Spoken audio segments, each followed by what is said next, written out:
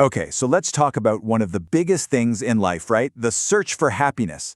I mean, we all want it, we all chased after it, but what if we've been looking in all the wrong places this whole time?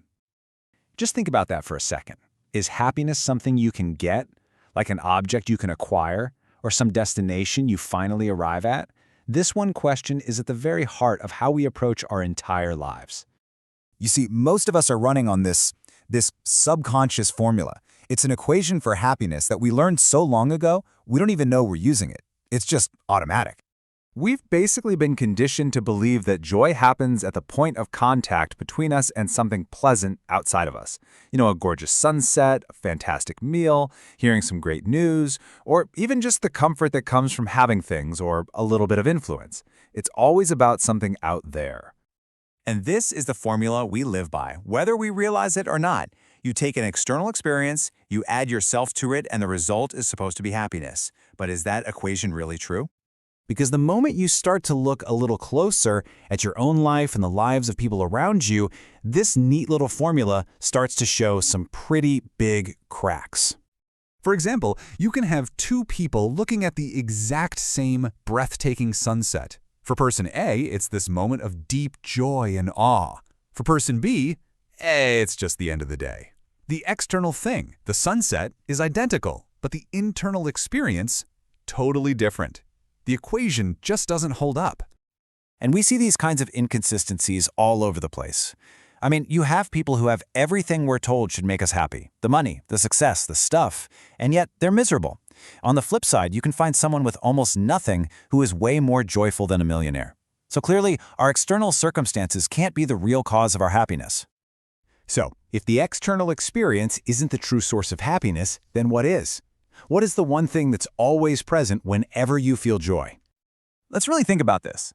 In every single happy moment you've ever had, from when you were a little kid until right now, big or small, what is the one non-negotiable factor that had to be there? The answer is so simple, and it's been staring us in the face the entire time. It's you. You are the only constant in every single one of your experiences. I mean, think about it. Before that beautiful sunset, you were there. During that delicious meal, you were there. And after the good news came, you were still there. You are the one necessary ingredient for any experience of happiness to even happen. Your very being, that sense of I am, that's the foundation.